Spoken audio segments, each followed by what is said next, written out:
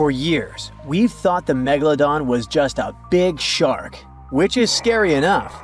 After all, it could have eaten a creature the size of a whale in just 5 bites. Estimates indicate that the largest shark that ever lived had been around 59 feet long, which is a reasonable size and explains a lot. But the scientific community was wrong. Very wrong. Now, scientists have proven that megalodons could grow up to 80 feet long, which is the same as a 6-story building. The creature would have certainly been dozens of times bigger than you if you had seen it underwater. These giants ruled the ancient oceans between about 20 million and 3 million years ago. And even though it was a long time ago, they've left a lasting impression, becoming the protagonists of many movies. And scientists continue to search for answers about their life. Thanks to this, we still occasionally find their fossils. But the thing is, no one has ever found a complete skeleton. All we have are scattered vertebrae, a few scales, and, of course, those massive, razor-sharp teeth. The most complete piece we know of is a 36-foot section of a megalodon's spine. It was once part of the trunk of the animal's body.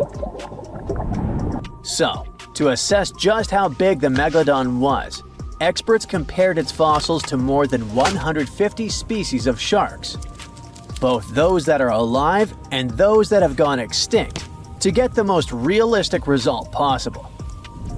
If the megalodon had had the proportions of a regular shark, it would have had a 6-foot head and a 12-foot tail. It would have also stretched 54 feet from nose to fin. But these measurements are way off the mark. The largest megalodon vertebra ever found is 9 inches in diameter, which makes it 3 inches larger than the largest vertebra of a typical shark. And if we follow these proportions, that megalodon was a whopping 80 feet long. To better understand how giant this is, just think of 2 school buses lined up end to end. For a long time, it was very common to think that the megalodon was just a giant great white shark. And it makes sense, right? I mean, both would have had large, terrifying, serrated teeth. But that was another completely wrong idea. Now, we know that megalodons were actually much more slender and aerodynamic than the modern great white shark. Their body shape was built to cut through the water with much less resistance, minimizing the effects of gravity in the sea, letting them glide effortlessly through the ocean. Now, if Megalodon wasn't just another great white shark, what other animal of the same species was it most similar to? Surprise! In fact, it had more in common with the modern lemon shark. This species has robust and powerful bodies, 2 large dorsal fins, and blunt snouts, which makes them really fast and agile hunters, like prehistoric predators. In other words, while thinking about the megalodon, you can imagine a giant, turbocharged lemon shark. This is the most modern comparison of the megalodon with another animal, unless scientists find a complete skeleton of the ancient shark. But it's not common to find complete shark skeletons. They're rare because they're actually made not of bone but of soft, coated cartilage, like the stuff in human noses and ears. Their teeth are the boniest part of their bodies, and it's the reason why we've found so many of them. Yet, a complete skeleton is like scattered puzzle pieces to us. There's no solid bone to hold these pieces together, so the whole thing is very vulnerable to falling apart. Still, it's actually possible for an entire shark skeleton to survive. In these cases, very specific natural phenomena have to come into play. The skeleton needs to get buried super fast in mud or sediment, free of any kind of scavengers and away from ocean currents. Otherwise, it simply disintegrates before it can fossilize. Interestingly, although the sea is the home of these animals, it is possible to find their skeletons on land too. Millions of years ago, a big portion of today's dry land was submerged, teeming with marine life. Then, in certain places, sedimentary minerals and specific biological conditions of the seabed allowed the fossilization of sharks in marine rocks. Today, those are desert rocks that ensure the preservation of shark fossils. But in any case, searching for a shark tooth in a desert is like looking for a needle in a haystack. But finding an entire fossilized skeleton embedded in a rock is like hitting the jackpot. Another unexpected discovery is that these prehistoric sharks were not born small and cute like regular baby sharks. A newborn megalodon could reach almost 13 feet in length. That's more than twice the height of the average human. Imagine a shark the size of a boat from the moment it's born. Now, although we don't have all the information about the giant of the seas, it's a fact that it's one of the most famous animals in pop culture worldwide. Not only has it inspired several movies, but some people also insist that the megalodon is still alive. Scientists say it's not. The megalodon didn't survive the test of time, and it would be impossible for such a giant creature to dwell in the seas without us noticing it.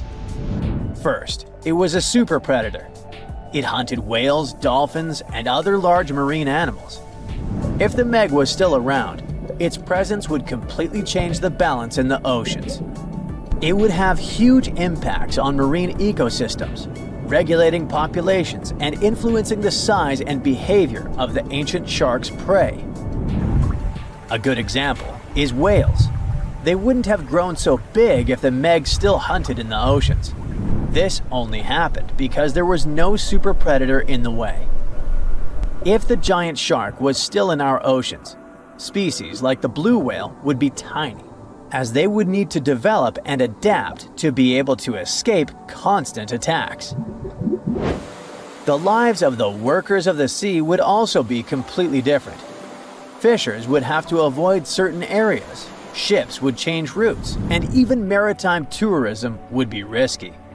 Going for a swim and coming across a shark over 65 feet long? Not worth the risk. Plus, if the megalodon was still out there, we would have some proof.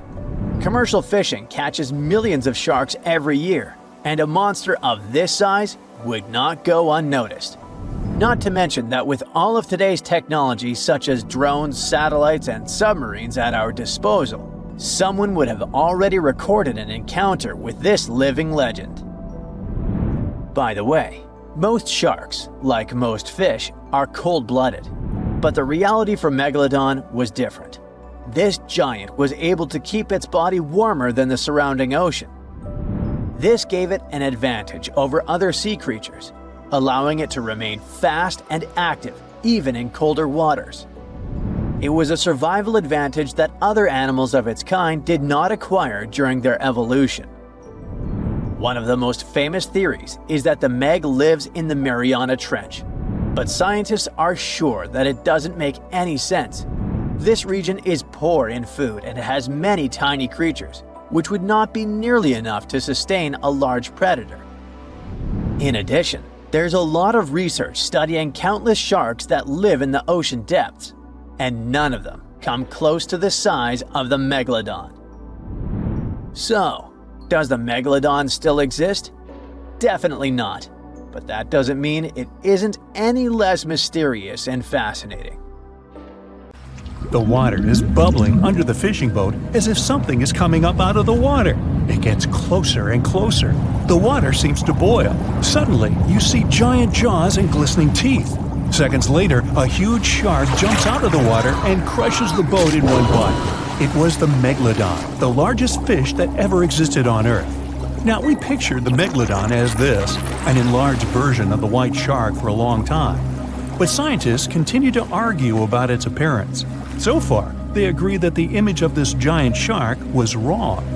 Here's the data that scientists are sure of. Size, about 50 feet long. That's as big as a school bus and comparable to the length of a subway car. 8.5 times the height of an average person. Let's compare it to the modern white shark. The megalodon is 3 times bigger, but that's just a rough estimate. We don't have a fully preserved skeleton of the megalodon. That's because it didn't have any bones, but cartilage. Not much of that left in the 3.6 million years since the megalodons went extinct. All that survived were teeth and a few vertebrae. By comparison, dinosaurs went extinct about 66 million years ago. But their solid bones are perfectly preserved, and we have many different examples of their skeletons. Scientists have calculated the size of a megalodon based on its teeth and jaw. Now, this is one tooth. It's about 7 inches long, bigger than the palm of your hand, and 3 times the size of a modern white shark's teeth.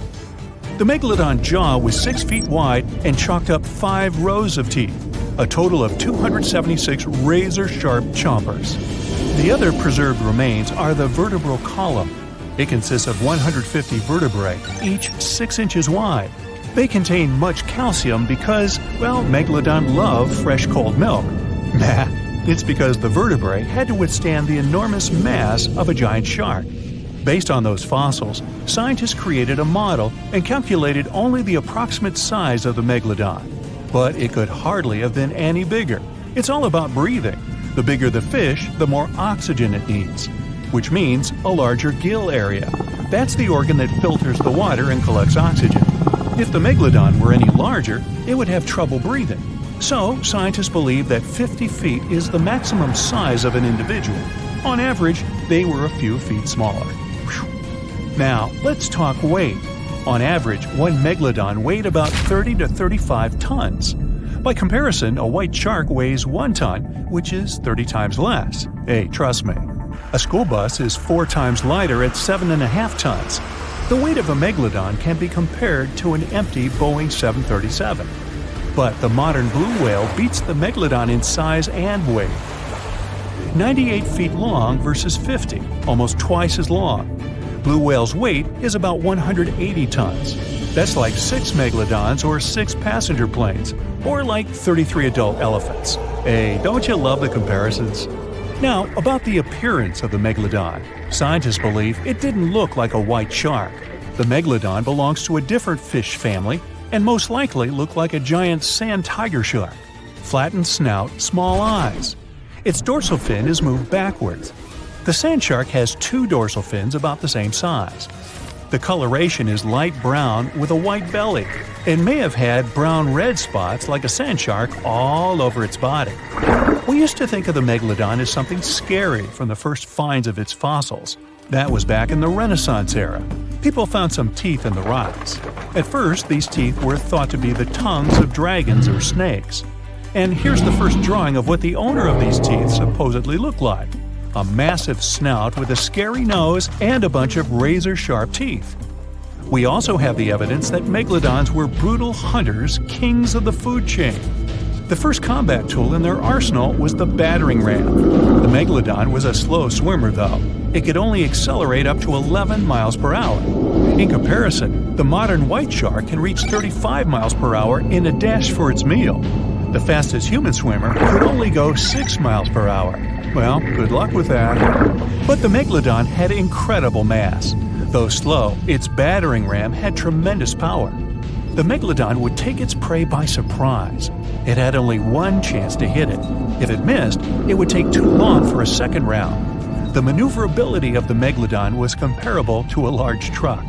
But if the ram was successful, the prey was stunned and couldn't move. At this point, the megalodon aimed at vulnerable spots, like the fins and tail of the prey. Scientists have found many ancient whale remains with megalodon tooth marks. It turned out that the giant shark knew where its prey's vital organs were located and could strike at them. When the prey was immobilized, the megalodon bared its teeth. An adult person could easily fit into its open jaw at full height. And according to various estimates, the bite force of the megalodon was almost 11 tons. Now imagine the weight of 3 SUVs concentrated at the tip of a sharp tooth. That's 9 times the power of the largest white shark bite, and 6 times the power of the modern record holder for biting, the saltwater crocodile. Here, look at a map of where the remains of the megalodon were found. South and North America, Europe, Asia, Australia. It was the master of all seas and was comfortable anywhere on our planet. We've even found some remains of the giant shark in freshwater sediments. Perhaps it wasn't afraid to enter rivers to hunt. Now, other scientists say that maybe the megalodon wasn't even a predator, all because of its size. It couldn't swim fast, it couldn't even make short dashes like the white shark. If prey tried to escape, the megalodon didn't rush into pursuit because it could never catch up with it. Another problem is the skeleton of the megalodon. The cartilage is weaker than the bones, so the musculature of the giant shark was not as massive and robust in the first place. The megalodon may even have been a scavenger and never got into fights. This is one of the reasons why ancient sharks became extinct. Megalodons like shallow, warm waters, with temperatures ranging from 53 degrees Fahrenheit. But over 3 million years ago, the climate turned colder. This deprived the megalodons of territories and plenty of food. The primitive whales that had been the main diet of the giant sharks began to disappear. Faster predators took the remnants of food. The megalodon started to starve. In evolution, a new player entered the field, the toothed whales, ancestors of the modern killer whales. They lived in packs and had bigger brains than the megalodon. So, over time, they started to compete with the megalodon. They took advantage of its clumsiness. A group of killer whales could easily win a competition against a giant shark. Many scientists believe this was the reason for the disappearance of the largest shark in the world. But there are theories that the megalodon is still alive and roaming the dark waters of our planet. Several Australian fishers have allegedly encountered a shark of incredible size, but no one can confirm these testimonies. Fans of this theory believe that giant sharks can hide in deep waters away from human eyes. In the Mariana Trench, for example, it's the deepest place on our planet. It's deeper than if you stuck Mount Everest in the water, and we've even found the teeth of a megalodon there. But science says that such a giant shark couldn't live in the Mariana Trench for many reasons. One, it's too cold. The megalodon was probably a cold-blooded fish, so it had to use the warmth of its environment to survive. But the water in the Mariana Trench is cold, about 40 degrees Fahrenheit. That's because the deeper down, the less sunlight gets in there. The second reason is pressure. Every 30 feet deep increases the pressure by 1 atmosphere. That is, at the depth of 100 feet, the water presses you 3 times harder than you would feel it at the surface. The weak muscles and cartilage of the megalodon wouldn't allow it to dive too deep into the Mariana Trench. And, most importantly, food. The farther from the ocean's surface, the fewer living organisms. Megalodons used to eat primitive whales, ranging from 10 to 20 feet. Small fish only inhabit the Mariana Trench. A megalodon would never be able to catch one. And, judging by its size, all the megalodon did was eat and then look for food again. Compare its weight to that of a human. The average human should get about 2,000 calories a day with an average weight of about 180 pounds. The megalodon weighed 470 times that and needed many more calories. So, even all the fish inhabiting the Mariana Trench could hardly feed a megalodon for even a few days. So, all these theories, of course, are not true. But still, it's just smart to be careful out there. Know what I mean? Okay, are you ready for an epic fight between 2 prehistoric predators? Well, hang on. Look at this creature. You know it.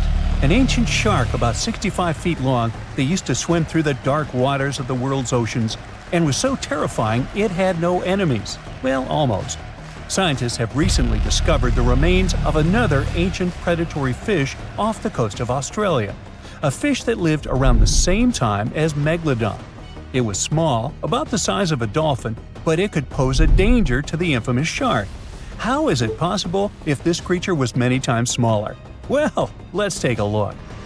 This monster is called Janjucetus, and technically it wasn't exactly a fish. It was a distant relative of the modern baleen whale. Outwardly, it may seem quite cute, similar to that baleen whale I mentioned, but you wouldn't want to meet it in the ocean. It had the massive skull of a whale, large eyes the size of tennis balls, and a short snout with an immensely powerful jaw filled with razor-sharp teeth. In other words, it was like a shark version of the baleen whale. Janjucetus lived during an ancient period called the Oligocene, which was about 33 to 23 million years ago.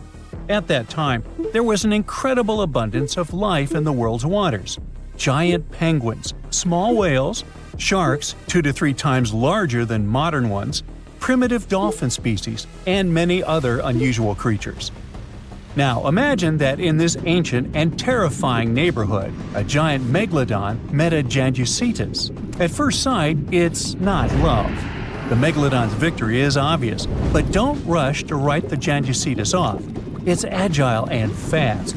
It's quite possible that it was more mobile than Megalodon, and during the fight, it would have avoided a direct attack. The Megalodon would have lost sight of such a small opponent, while the Janjucetus would have swum up to the shark's belly and opened its jaws. They're small, but there are a lot of sharp teeth. Now, these teeth were designed to rip and cut. The Janjucetus would attack the Megalodon with a small but very unpleasant bite, and the shark would have swum away after such a punch. But who knows? Maybe Megalodon would have immediately eaten Janjucetus in the first seconds of the fight. Megalodon could have won, but in terms of speed and mobility, it would have lost. So let's look at something bigger, something that could actually have competed with Megalodon. It doesn't have to be a monster living at the same time as the ancient shark. We can make our own rules. Imagine that all ancient marine creatures ended up in the same pool with Megalodon.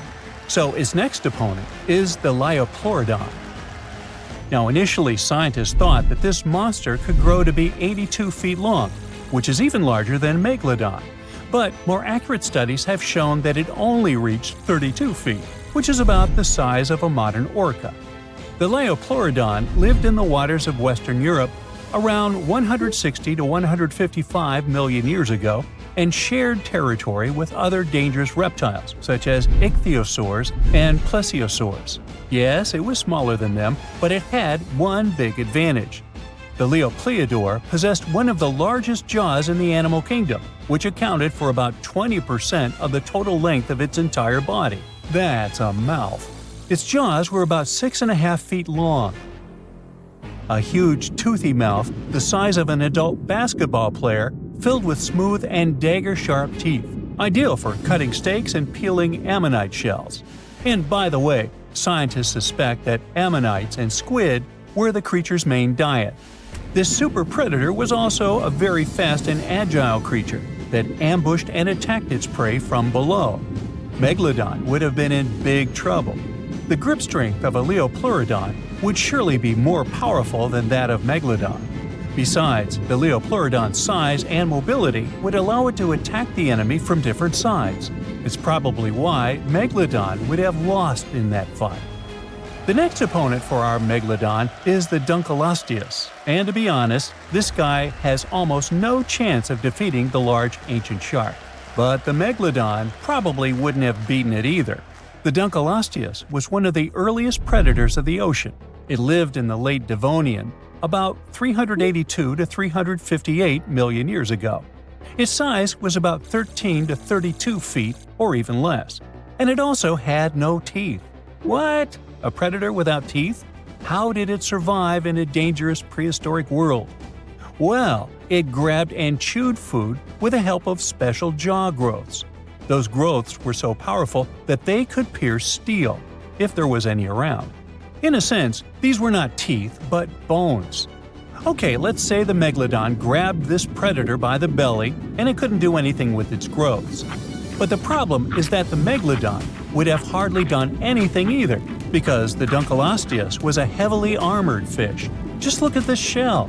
It probably limited its mobility, but it provided incredible protection. This monster felt like a big stone in the teeth of the Megalodon. It's unlikely that the Megalodon would have wanted to chew this stone. It would have spit it out, and both predators would have gone about their business. We've got a draw here. And now, the final match. Here's the next opponent. You see anything? Is this enemy invisible? What's happening? Ah, there it is. Meet the Tully Monster. It's a tiny ancient monster, just 11 inches long. Huh? What can it do to a giant shark? Next to the Megalodon, the Tully Monster is like a box of matches compared to a human. But if the Megalodon had had a developed brain, like people do, it would have been very scared of this creature and would have immediately swum away. Many people scream and run away in fear when they see a creepy insect crawling or flying, Or when a mouse runs across the floor. Some of us jump on the couch in horror. Not all of us, but some. The megalodon would have jumped out of the water like a dolphin if the Tully Monster had charged at it. Just check it out. It looks like an underwater bike with a long trunk with a jaw at the end. And these handlebars, where you would put your hands to control your bike, are the eyes. It's like the eyes of a hammerhead fish, only thinner and longer. The body of a squid, cuttlefish fins, snail eyes, and a toothed proboscis. This is a horror movie character. Scientists say it probably hunted jellyfish, small fish, and shrimp. And it didn't chew the food, it licked it like ice cream. Obviously, it's not an opponent for the megalodon, but it's still a creepy monster. Well, what would have happened had it really started a fight with the megalodon? It would have been difficult for the ancient shark to find it. It would have been unlikely to catch this tiny monster in the mouth, and the Tully Monster wouldn't have been able to do anything to the megalodon either. However, I can think of one strategy. The creepy creature had a long trunk. What if it had just swum under the megalodon's fin and started licking it? If the shark had felt the tickles, then it would probably have worked. But most likely, they wouldn't have fought each other. It seems like they would have made perfect friends. The Tully Monster lived about 300 million years ago in shallow seas and estuaries that covered the territory of the U.S. When scientists discovered this creature in 1955, they were shocked because no one had any idea what it was. Experts compared it to worms, tunicates, conodonts, mollusks, and vertebrates. And do you know who it really was? Well, scientists still have no idea. They can't determine its place on the tree of evolution. Perhaps this is some new branch, and its descendants simply haven't survived to this day. The megalodon was one of the most dangerous predators on Earth. But now we know that other equally scary monsters lived in the oceans.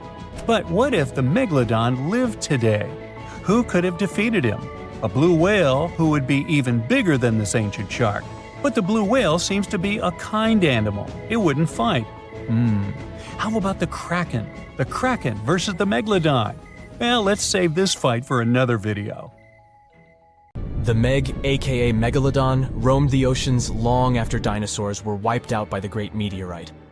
It was one of the largest and most dangerous hunters that have ever lived on Earth, as well as the biggest shark. But then, about 3.6 million years ago, the last of its kind disappeared from our planet, leaving only huge teeth for modern archaeologists to keep finding. There are a few theories about why it could have happened, but scientists might have found the true reason. The Megalodon, which means big tooth, was the largest shark ever to exist. It reportedly lived around 20 to 3.6 million years ago and was truly enormous. Its bite was more powerful than that of a T-Rex, and likely any other powerful predator that has ever roamed this planet. It's probably not surprising since this marine creature had extremely strong jaws that could span from 9 to 10 feet wide. That's enough to swallow two grown-up people side by side. The jaws were also lined with 276 teeth, and they reached 7 inches in length. That's as long as a small hedgehog. Once these teeth got worn down, the shark got rid of them and grew new ones. Such large sedated teeth helped the Meg to eat meat easily. The shark itself could grow up to 59 feet long. That's twice the length of a London double-decker bus. The animal was also pretty heavy. While a fully grown T-Rex weighed about 8 tons, the weight of a large megalodon could be more than 30 tons. With no competitors, the enormous shark was the real king of the oceans. It hunted other sharks, large fish, and even whales. Then why did such a magnificent creature disappear from the face of the Earth? The previous theories mentioned the great white shark. The megalodon is usually described as some gigantic version of this marine animal. And this is a common mistake made because most people think these creatures were related. But in reality, the Meg looked more like a modern bull shark. Its snout was snout, its lower jaw was rather flat, and long and massive pectoral fins supported the animal's weight. But what's more important, the ancestors of today's great whites existed at the same time as the megalodon. Now, with great size comes great clumsiness. And although the Meg was huge and powerful, it was also not as nimble as smaller and quicker great white sharks. Great whites could have rivaled the megalodon for food, and were often more successful hunters thanks to their agility.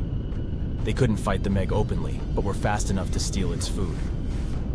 So according to this theory, The only food left for the megalodon were whales and equally big marine animals. Grown-up megs could easily catch such beasts, but their offspring were much smaller and more vulnerable than their parents. Could smaller sharks have used this to their advantage?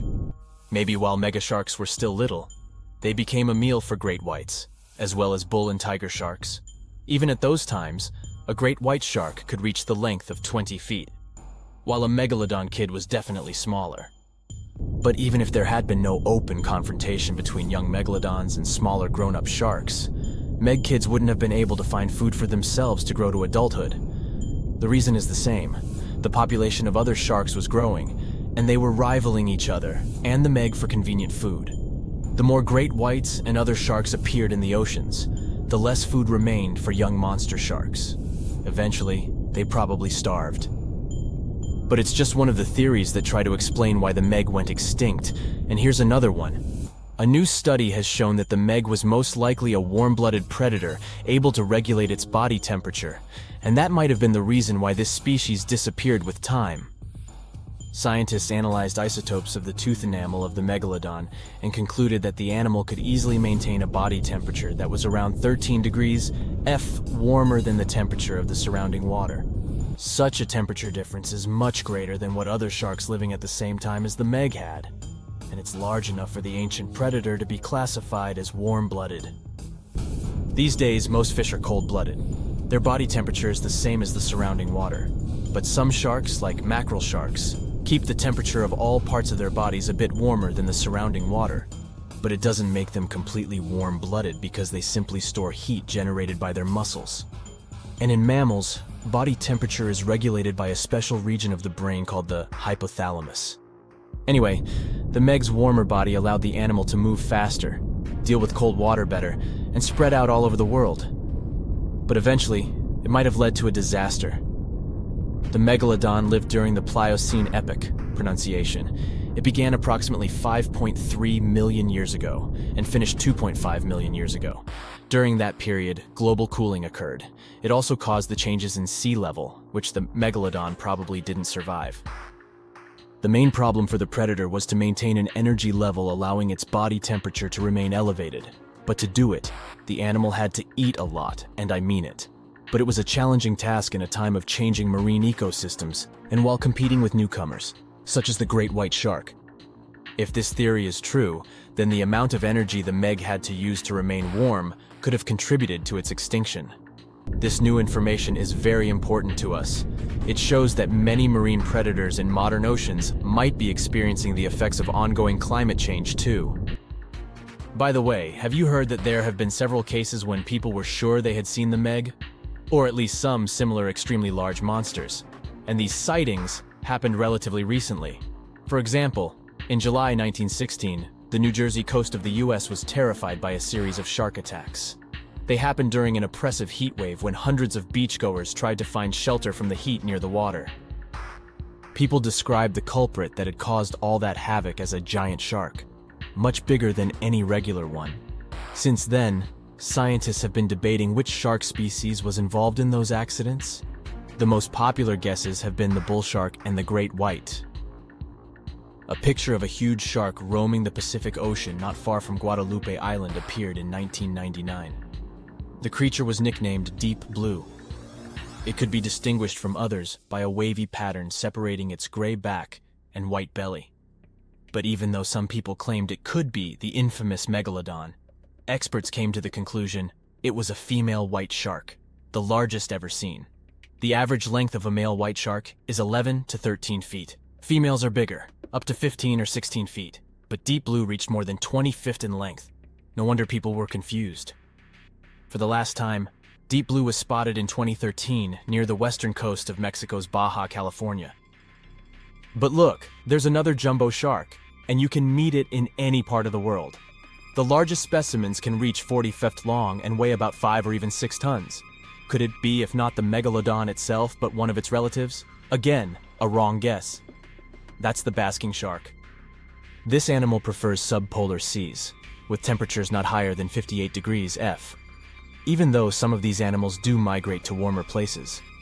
Like whale sharks, basking sharks are harmless and don't attack snorkelers or divers. These creatures have loads of small teeth, but they don't use them when feeding. Instead, they swim with their huge mouths open and swallow plankton. A grown-up basking shark can filter nearly 2,000 tons of water per hour.